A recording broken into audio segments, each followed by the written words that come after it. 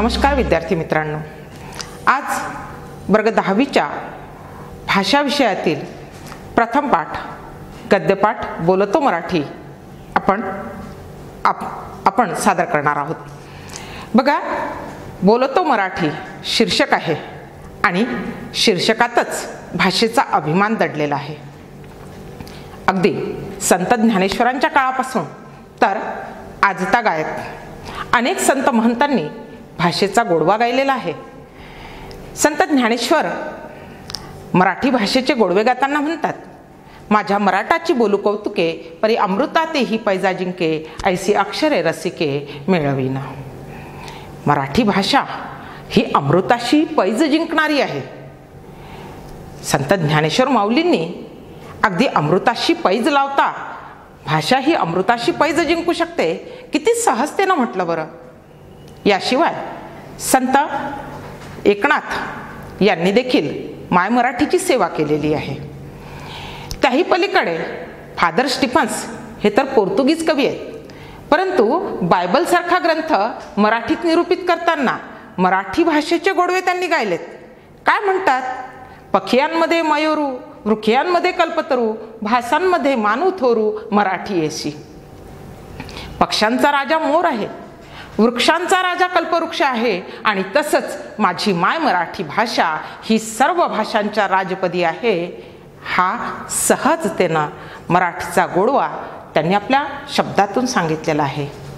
आणि त्यांच्याही पलीकडे आज कवी सुरेश भट काय म्हणतात बरं मराठी भाषेबाबतीत, लाभले आम्हास भाग्य बोलतो मराठी, जाहलो खरेच धन्य ऐकतो मराठी, धर्म पंथ जात एक मानतो मराठी, एवढ्या जगात माय मानतो मराठी, एवढ्या जगात माय मानतो मराठी। यातीलच बोलतो मराठी हे शब्द किती छान वाटतात ना। माझ्या भाषेचा अभिमान आहे त्यात आणि हेच शब्द निलिमा गुंडी यांनी शीर्षक म्हणून योजलेले आहेत।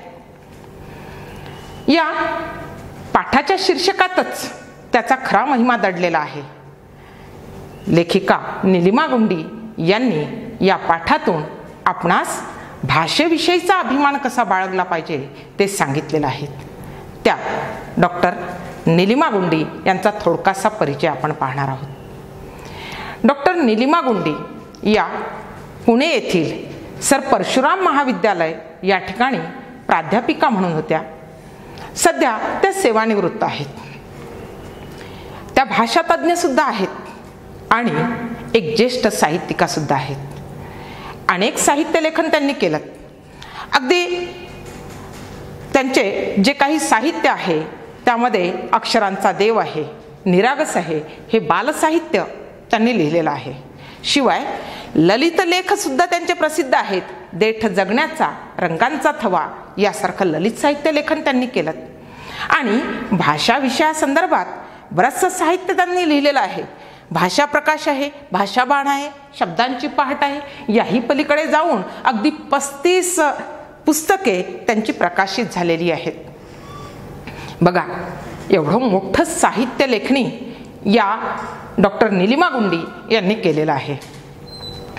त्यांच्या कार्यकर्तृत्वाचा थोडा भाग पाहायचा झाला तर भाषेची तर सेवा त्या करीतच आहेत, परंतु त्याही पलीकडे एक सर्वात उल्लेखनीय बाब कोणती तर 2011 मध्ये बेळगाव या ठिकाणी जे मंथन साहित्य संमेलन पार पडलं त्या ठिकाणी अध्यक्षपद भूषविण्याचा बहुमान त्यांच्या वाट्याला आलेला होता। शिवाय दुसरी ही महत्त्वाची बाब जी संवेदना त्यांचा जो एक सहजतेनं उल्लेख करायचा झाला तर दिवाळी अंक 2011 आणि 12 संवेदना दिवाळी अंक तो आहे आणि त्या दिवाळी अंकाच्या त्या संपादिका म्हणून सुद्धा त्यांनी धुरा सांभाळलेली आहे। असं हे कार्यक्षेत्र सांभाळत भाषेची सेवा करत असतानाच त्यांचा हा सुद्धा लेख 2016च्या छात्र प्रबोधन दिवाळी अंकामध्ये प्रकाशित झालेला आहे आणि त्याच एका लेखाचा आपल्या पाठ्यक्रमिक पुस्तकामध्ये अंतर्भाव करण्यात आलेला आहे। बघा, या पाठाचा नेमका हेतू कोणता असेल बरं विद्यार्थी मित्रांनो? पाठाचा हेतू कोणता सांगायची गरजच नाही, कारण जेव्हा पाठ आपण अभ्यासणार आहोत तर तेव्हा लक्षात येईल तुमच्या की भाषेमध्ये विनोद आहेत, वेगवेगळ्या शब्दातील अर्थछटा आहेत, भाषेची खास वेगळी शैली आहे, भाषेतल्या गमतीजमती आहेत, उच्चारस्थान, त्यातील अर्थछटा, सगळ्याच बाबी आमच्यासाठी अभ्यासण्याजोग्या आहेत आणि त्याच आम्हाला पाठाच्या अनुषंगाने अभ्यासायच्या आहेत. बघा तर अगदी पाठाच्या सुरुवातीलाच एक छानसा विनोद दिलेला आहे. आवडतात तुम्हाला विनोद? पुस्तकही असतील तुमच्या समोर. बघा पुस्तकामध्ये छान विनोद दिलेला आहे. नवरा बायकोमधला हा संवाद. वर्तमानपत्रातील हा विनोद आहे. बायको म्हणते नवऱ्याला, अहो तुम्हाला मी उत्तप्पा बनवू का? बघा ऐका बरं. बायको म्हणते नवऱ्याला, तुम्हाला मी उत्तप्पा बनवू का? आणि त्यावरती नवऱ्याने लगेचच उत्तर दिलं, नको नको, मी माणूसच बरा आहे. मोठी आली जादूगर. अर्थातच यातून तुमच्या लक्षात आलं असेल की काय म्हणायचं आहे त्या नवऱ्याला. यामध्ये तुम्हाला आणि बनवू का दोन शब्दातच खरी गंमत दडलेली आहे. बनवू का यामध्ये बनवणे हे क्रियापद आलं आणि बनवणे हे जे क्रियापद आहे ना ते हिंदी भाषेतून मराठी भाषेत आलेलं आहे. हिंदी भाषेमध्ये त्याचाच अर्थ होतो तयार करणे, तर बनवणे या शब्दाचा मराठीमध्ये अर्थ होतो फसवणे. बघा या ठिकाणी जर आपण विनोद पाहिलात तर लगेचच लक्षात येतं आपल्या ती गोष्ट. आमच्या स्वयंपाक खोलीमध्ये सहजतेने हा शब्द घुसलेला आहे. आम्ही कुठलाही पदार्थ तयार केलात, पोळ्या लाटणे असं म्हणतो, भात रांधणे असं म्हणतो, भाजी करणे असं म्हणतो. प्रत्येक गोष्टीसाठी आमचा हा एक स्वतंत्रपणे शब्द आलेला आहे. पण महत्त्वाची बाब पहा कशी की आम्ही त्या सर्वांसाठी सरसकट एक क्रियापद वापरतो आहोत. कोणतं? बनवले. चुकीचा शब्द आहे हा. असे वेगवेगळ्या प्रकारचे शब्द आम्ही चुकीचे शब्द वापरतो. याशिवाय काही मराठी ढंगाचे शब्द प्रयोग आहेत आणि ती देखील एक भाषेची खरी गंमत आहे बरं. मारणे हे एक क्रियापद आहे आणि बघा या एकाच क्रियापदाचा जेव्हा आम्ही वेगवेगळ्या ठिकाणी वापर करतो तर तेव्हा त्याच्या अर्थछटा कशा बदलतात. मारणे म्हणजे मार देणे, किती सहज अर्थ आहे. पण जेव्हा आम्ही म्हणतो शिटी मारणे, उड्या मारणे, गप्पा मारणे, जेवणावर ताव मारणे, हातपाय मारणे किंवा मार मारणे, प्रत्येक ठिकाणी क्रियापद मारणेच आलेलं आहे, परंतु त्यातील अर्थछटा मात्र भिन्न आहेत. कारण गप्पा मारणे म्हटलं तर गुजगोष्टी करणे, संवाद करणे असा अर्थ येईल. उड्या मारणे म्हटलं तर छलांग लावणे असा अर्थ येईल. थापा मारणे म्हटलं तर खोटं बोलणे असा त्याचा अर्थ प्रयोग. तर शिट्टी मारणे म्हणजे शिळ घालणे, पाकिट मारणे म्हणजे चोरी करणे. म्हणजे अर्थातच प्रत्येक ठिकाणी जरी मारणे क्रियापद आलं तरीही देखील त्याच्या अर्थछटा भिन्न आहेत. हीच बाब, हीच गंमत आम्हाला समजून घ्यायची आहे विद्यार्थी मित्रांनो. बघा यासारखे अनेक क्रियापद आहेत. भरवणे हे क्रियापद आहे. भरवणे म्हणजे घास भरवणे, आई मुलाला घास भरवते. पण भरवणे म्हणजे दुसराही अर्थ त्याचा निघतो. कोणता अर्थ आहे? भरवणे म्हणजे खराब करणे. मी कपडे भरवले, कपडे खराब केले असाही त्यातून अर्थ निघतो. बघा हीच खरी भाषेतली गंमत आम्हाला पुढेही पुन्हा जाणून घ्यायची आहे. कारण हे मराठी ढंगाचे शब्दप्रयोग ही भाषेची खरी श्रीमंती आहे. यानंतर आपल्याला जो पुढचा भाग बघायचा आहे तो आहे वाक्प्रचार. वाक्प्रचाराचा घटक प्रामुख्याने महत्त्वाचा आहे आणि वाक्प्रचारात आपल्याला विशेष करून एक बाब जाणवते. कोणती? तर जेव्हा केव्हा आम्ही वाक्प्रचार उच्चारतो तर त्यावेळेला त्याची सांगड कशी आहे हे देखील महत्त्वाचं आहे. शिवाय क्रियापद वापरताना नेमकं त्यापूर्वीच्या नामाला कोणते प्रत्यय लागून येतात ही सुद्धा बाब महत्त्वाची आहे. क्रियापदापूर्वी नामाला जे प्रत्यय लागून येतील त्यानुसार त्याची अर्थछटा येते. बरेचदा आम्ही चुकीच्या प्रत्ययाने ते उच्चारण करतो. त्याला तिला हसणे किंवा त्याच्यावर तिच्यावर हसणे, अंगाला लावणे किंवा अंगावर घेणे. बघा बरं, केवळ नामाच्या प्रत्ययाने अर्थ बदलतो. तिला हसणे म्हणजे चेष्टा करणे, तर तिच्याशी हसणे म्हणजे सहजतेने हसणे. दोन्हीचे अर्थ भिन्न आहेत. अशा या भाषेतल्या गमती जमती आपल्याला सहजतेने या पाठातून अभ्यासायच्या आहेत. आणि मग हे सगळं अभ्यासत असताना आपल्या लक्षात येईल की ही मराठीची खास शैली आहे. वाक्प्रचाराचा अभ्यास तुम्ही केला आहे का? माहिती आहेत तुम्हाला वेगवेगळे वाक्प्रचार मराठी भाषेमध्ये येतात. बघा तर पाठामध्ये देखील वाक्प्रचार आलेले आहेत. कोणते वाक्प्रचार आहेत? खस्ता खाणे. अरे खस्ता हा काय खायचा पदार्थ झाला? निश्चितच नाही. मग अर्थ काय आहे त्याचा? खस्ता खाणे म्हणजे खूप कष्ट करणे, मेहनत घेणे असा अर्थप्रयोग तिथे अपेक्षित आहे. किंवा कंठस्नान घालणे. कंठ म्हणजे गळा आणि स्नान म्हणजे आंघोळ. मग कंठस्नान घालणे म्हणजे काय गळ्यापासून खाली आंघोळ घालणे? नाही, गळ्यापासून आंघोळ घालणे नाही. आम्ही इतिहासामध्ये हा वाक्प्रचार ऐकलेला आहे. कंठस्नान घालणे म्हणजे ठार मारणे. यासारखे अनेक वाक्प्रचार तुम्हालाही शोधता येतात विद्यार्थी मित्रांनो. आणि हे वाक्प्रचार जे आहेत, हे वाक्प्रचार शोधत असताना त्याचे अर्थ जर शोधायचे झाले तर तुम्ही निश्चितपणे शब्दकोशाचा वापर करायला हवा. कारण शब्दकोशात या गमती जमती त्याचे विविध अर्थ आपल्याला सहजतेने अभ्यासता येतात. त्यानंतर पुन्हा पहा, भाषेची गंमत खरंच आगळी वेगळी आहे. अक्कल हा एक शब्द, त्याला आपण वान जर प्रत्यय लावलात तर अक्कलवान शब्द तयार होतो आणि अक्कलवान म्हणजे हुशार. पण जर आम्ही त्याच शब्दापुढे अकलेचा कांदा असं लिहिलं तर त्याचा अर्थ होतो मूर्ख. आहे ना गंमत? अशाच गमती जमती आम्हाला अभ्यासायच्या आहेत. बघा दुसरा एक भाग महत्त्वाचा, भाषा ही नदीसारखी प्रवाही आहे. का तिला नदीची उपमा दिली असेल? नदीची उपमा यासाठी दिली आहे की नदी ज्याप्रमाणे वाहत असताना प्रवाहात सगळ्याच गोष्टीला सामावून घेते, त्याचप्रमाणे आमच्या या मराठी भाषेने देखील अनेक भाषांना आपल्यामध्ये सामावून घेतलेलं आहे. त्या सर्व भाषांना आपल्यामध्ये एकरूप केलेलं आहे. आणि एवढ्या त्या सगळ्या इतर भाषा एकरूप झाल्यात की त्याचं वेगळं अस्तित्वच नाही. अगदी सहज पाहायचं झालं तर संस्कृतमधून काही शब्द जसेच्या तसे आपण घेतलेत, पुत्र वृक्ष यासारखे.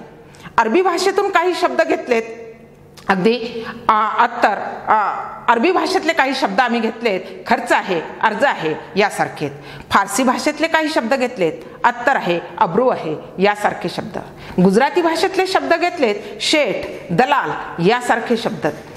किती किती बरं वेगवेगळ्या भाषांमधून आम्ही शब्दांचा स्वीकार केला आणि हे सगळे शब्द सहजगत्या आम्ही मराठीत वापरतो. आम्ही कधी त्यात वेगळेपण मानतच नाही. पण इंग्रजीतल्याही काही शब्दांचा आम्ही स्वीकार केलेला आहे. टेबल हा शब्द किती सहजतेने आम्ही वापरतो. पण काही ठिकाणी मात्र अनाठाईच इंग्रजी शब्दांचा वापर आम्ही करतो. कसा करतो? तर मी स्टडी केली, मी स्टडी केली असं म्हणण्याऐवजी मी अभ्यास केला असं जर म्हटलं तर योग्य नाही का होणार? निश्चितच तुम्हाला मराठीचा स्वीकार करायचा आहे, मराठी शब्दप्रयोग वापरायचे आहेत. तुम्ही बरेच शब्द विद्यार्थी मित्रांनो असे वापरता. मी होमवर्क केलं, कशाला म्हणायचं होमवर्क? मी अभ्यास केला, मी स्वाध्याय केला, मी गृहपाठ केला असे शब्द आपण वापरू शकतो. मी रीडिंग केलं, मी रायटिंग केलं, मी स्टोरी सांगितली, का असावेत असे शब्द. स्टोरी म्हणण्याऐवजी गोष्ट म्हणता येतं. रीडिंग म्हणण्याऐवजी मी वाचन केलं म्हणता येतं, रायटिंग ऐवजी मी लेखन केलं म्हणता येतं. आणि आपल्या मायबोलीतून ते शब्द जर आपण बोललोत ना तर खऱ्या अर्थाने त्याची अर्थगर्भता सहजतेने लक्षात येते. यानंतर एक महत्त्वाचा भाग बघा, व्युत्पत्ती कोश. व्युत्पत्ती कोश म्हणजेच काय?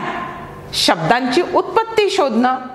शब्द कोठे तयार झाला, कसा तयार झाला, कोणत्या पद्धतीने तो निर्माण झालेला आहे याचे पाळंमुळं शोधणं म्हणजे व्युत्पत्ती. आणि व्युत्पत्ती कोशामध्ये अशा अनेक शब्दांची व्युत्पत्ती आम्हाला सहजतेने शोधता येते. पाठामध्ये बघा, मोरांबा हा शब्द आलेला आहे. काय विग्रह होईल त्याचा? मोर अधिक आंबा म्हणजे मोरांबा. पण मोर हा शब्द आणि त्याचा मयुराशी कुठे संबंध आहे का? मुळीच नाही. तर मोरस म्हणजे साखर. का साखरीला मोरस म्हटलं जायचं? तर ती मॉरिशस वरून यायची आणि म्हणून तिला मोरस म्हटलं जायचं. आणि मग मोरस म्हणजे साखर आणि त्यामध्ये आंबा घालून केलेला पदार्थ तो मोरंबा झाला. आणि आम्ही मात्र कधीच त्याच्या मुळात शिरलो नाही, ही बाब महत्त्वाची आहे. अनेक शब्द असे आहेत की ज्याच्या व्युत्पत्ती आम्हाला स्वतः शोधता येतात. विद्यार्थी मित्रांनो, बघा कधीतरी अशा व्युत्पत्ती शोधून. नंतर लगेचच एक भाग पुन्हा तुमच्या लक्षात येईल की कदर हा शब्द आपण सहज वापरतो. भाषेतल्या या गमती जमती आहेत. कदर हा शब्द आपण सहजतेने स्वीकारलात. कुठून आलाय हा शब्द? कद्र हा फारसी भाषेतून आलेला शब्द आहे. त्या कद्र या शब्दाचा अर्थ होतो गुणांची पारख. आणि सहजच आम्ही तो शब्द कदर म्हणजे कणव किव अशा अर्थानेही स्वीकारलेला आहे. त्या पलीकडे काही शब्द पहा कसे असतात.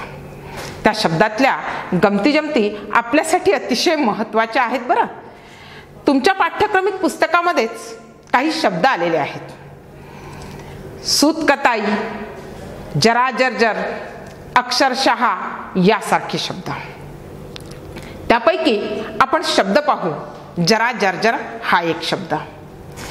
जरा जर्जर म्हणजे काय होतं?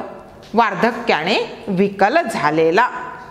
वार्धक्याने विकल झालेला म्हणजे जरा जर्जर. यामध्ये उच्चार स्थान बघा बरं. ज अधिक य म्हणजे ज आणि ज म्हणजे तालव्य वर्ण. तर ज म्हणजे दंतमुलीय वर्ण.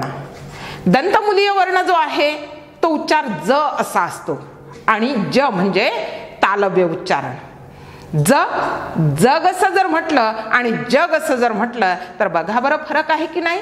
जग म्हटलं तर विश्व अशा अर्थाने आम्ही त्याचा अर्थ घेऊ, परंतु जग म्हटल्यानंतर जीवन जग अगदी सहजतेने आम्ही त्या शब्दाचा स्वीकार करतो. वार्धक्याने विकल झालेला असा त्याचा अर्थ होतो. बघा, वार्धक्याने विकल होणे हा जो अर्थ आपण त्याचा पाहिला तर त्याच वेळेला उच्चार स्थान बघायचं आहे. जरा जर्जर, जचं जे उच्चारण आहे तर ज अधिक य असं उच्चारण केलं तर ते तालव्य उच्चारण आहे आणि ज असं जर उच्चारण केलं तर ते दंतमुलीय उच्चारण आहे. या त्यातल्या बाबी आपल्याला जाणून घेणं महत्त्वाचं आहे विद्यार्थी मित्रांनो. याशिवाय तुम्हाला पुन्हा दुसरी एक बाब समजून घ्यायची आहे.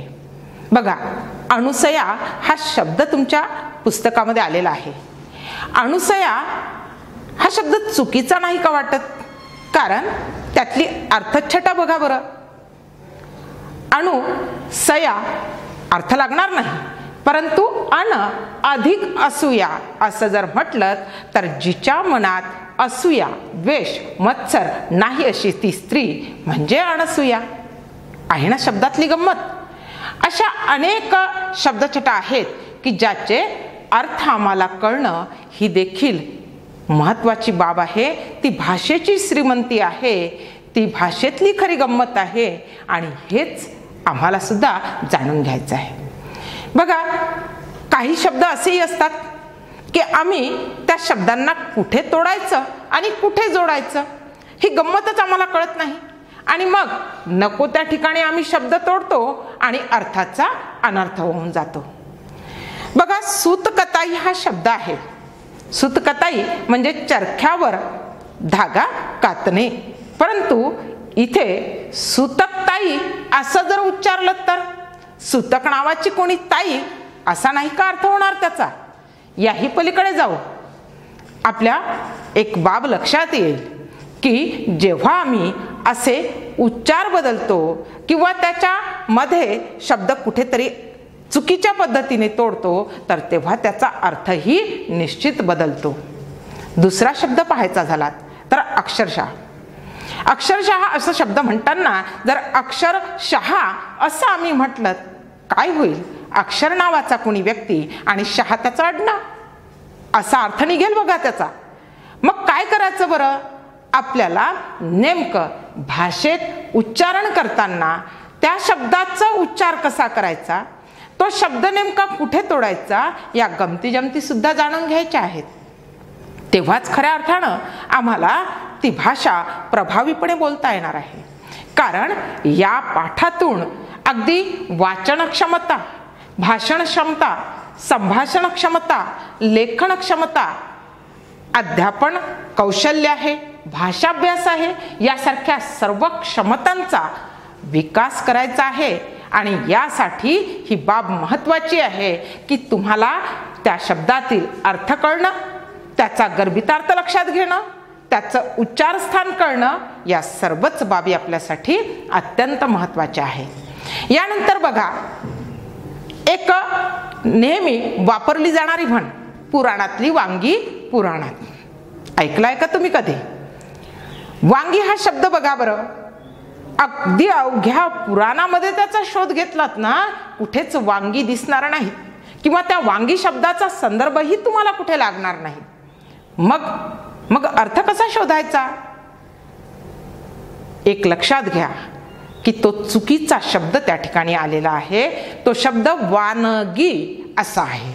आणि वानगी म्हणजे नेमकं काय तर वानगी म्हणजे दाखला, उदाहरण, या अर्थाने पुराणातली वानगी पुराणात हा वाक्प्रचार आलेला आहे. पुराणातली वानगी पुराणात म्हणजे पुराणातले दाखले पुराणातच असा त्याचा अर्थ घ्यायचा आहे. असे काही इतर आणखी उदाहरणं आहेत. जसं 18-20 दारिद्र्य हा वाक्प्रचार आपण नेहमीच वाचतो, आपल्या शब्दामध्ये देखील वापरतो. परंतु कधी विचार केला का की त्यातील 20 हा शब्द जो आहे तो चुकीचा आहे म्हणून. तो 20 नको, तो विषय असा आहे.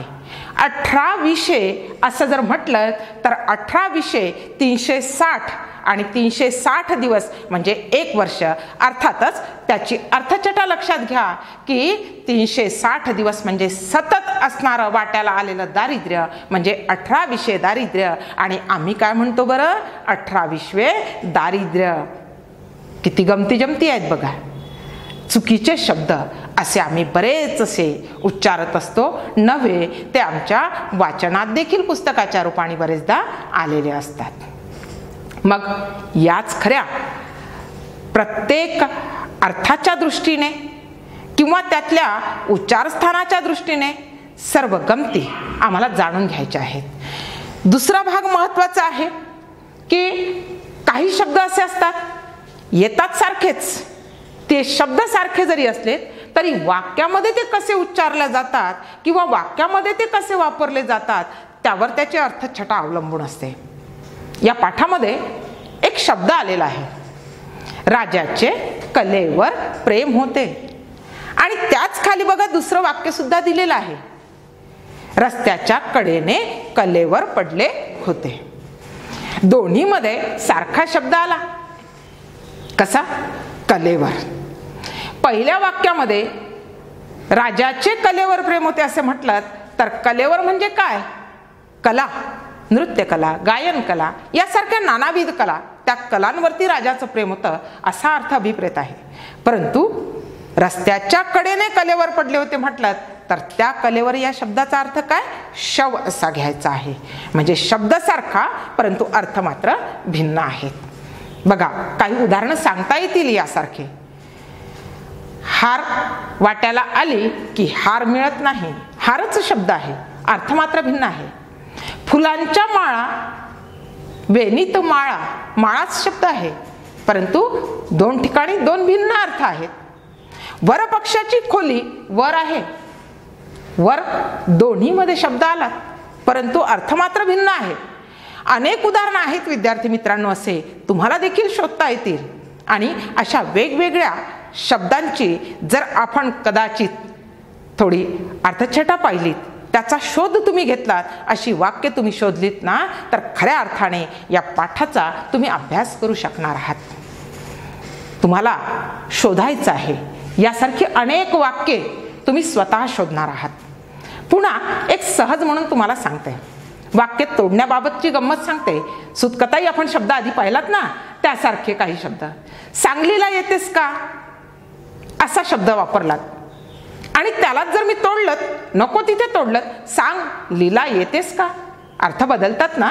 निश्चितच एका मुलीने एक रस्त्याने जाता जाता पाटी वाचली आणि पाटीवरती लिहिलेलं होतं, येथे नाच तमाशे चालतात.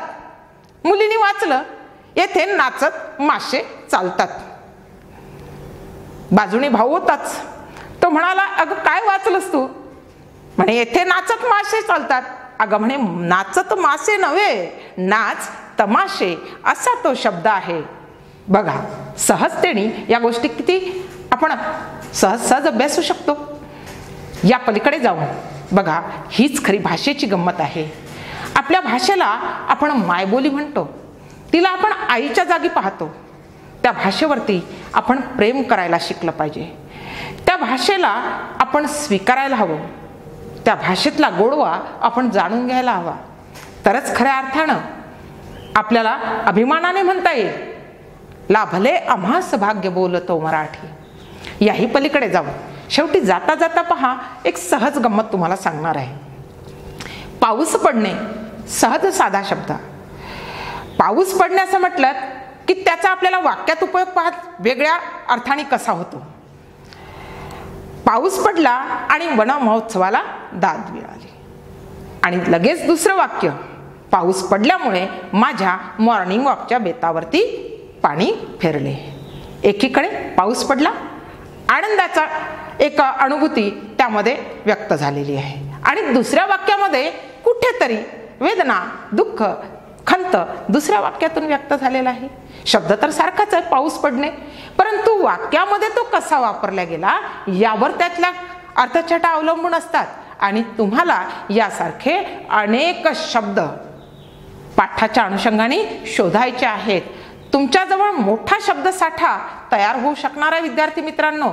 या सगळ्याच पाठाच्या अनुषंगाने अगदी सुरुवातीला तुम्ही विनोद पाहिलात, त्यानंतर तुम्ही दुसरा भाग पाहिला वाक्प्रचारांचा, मारणे या क्रियापदासारख्या बाबी आपण पाहिल्यात, त्यानंतर काहीशा अगदी प्रत्ययांच्या बाबी आपण पाहिल्यात, त्यानंतर वेगळ्या भाषेतून येणारे शब्द आपण अभ्यासलेत, व्युत्पत्ती कोश कसा हाताळायचा ते आपण पाहिलं, त्यानंतर आपण शब्द कुठे तोडायचा कुठे जोडायचा तोही भाग पाहिलात, त्यानंतर शब्दातल्या गमती जमती, तालव्य, दंतमुलीय यासारखं उच्चारण कसं करायचं तेही आपण पाहिलं. त्याही पलीकडे जाऊन काही चुकीचे वाक्प्रचार, काही चुकीचे शब्दप्रयोग कसे केले जातात त्याचाही अभ्यास आपण केलेला आहे. आणि एकच शब्द अनेक अर्थाने कसा वापरला जातो तीही बाब आपण पाहिलीत. या सगळ्या बाबींचा आपण जर सहजतेने अभ्यास केलात तर अभिमानाने तुम्ही सगळे म्हणू शकाल, लाभले आम्हास भाग्य बोलतो मराठी, झालो खरेच धन्य ऐकतो मराठी, धर्मपंथ जात एक जाणतो मराठी, एवढ्या जगात माय मानतो मराठी, एवढ्या जगात माय मानतो मराठी. विद्यार्थी मित्रांनो, येथे आपला हा पाठ्यघटक आपण आटोपता घेत तुम्हाला काही कृती मी सांगणार आहे. पाठाच्या अनुषंगाने काही कृती आपल्याला घेता येतात. बघा, या पाठामध्ये भाषेतली शक्तिस्थळं आहेत, ती आपल्याला अभ्यासता येतात. त्याही पलीकडे जाऊन अगदी काही जर बाबी आपण पाहिल्यात तर लक्षात येईल भाषा वापरताना अर्थाचा अनर्थ टाळण्यासाठी आवश्यक उपाय कोणते आहेत, किंवा मराठी भाषेची श्रीमंती कशात आहे, शब्दांची व्युत्पत्ती शोधण्याचे फायदे काय आहेत. याही शिवाय इतर आणखी काहीशा कृती आपण सहजतेने स्वमतासाठी अभ्यासू शकता. स्वमत कृती घेत असतानाही पहा, तुम्ही शहाणे आहात या वाक्यातील शहाणे या शब्दाच्या अर्थछटा गरज नसताना इतर भाषांमधले शब्द वापरून बोलू नये या लेखिकेच्या मताबाबत तुम्ही सहमत आहात का? सोदाहरण स्पष्ट करा. किंवा तिसरी कृती, लेखिकेने मराठी भाषेचा केलेला सन्मान तुमच्या शब्दात लिहा. लिहिता येतील? नक्कीच लिहिता येतील. मला विश्वास आहे विद्यार्थी मित्रांनो की हा पाठ जर तुम्ही या पद्धतीने पूर्ण अगदी ऐकलात, अभ्यासलात तर तुम्हाला या प्रत्येक कृती छान सोडवता येतील. तुमच्या या 10वीच्या परीक्षेसाठी मनपूर्वक शुभेच्छा. धन्यवाद.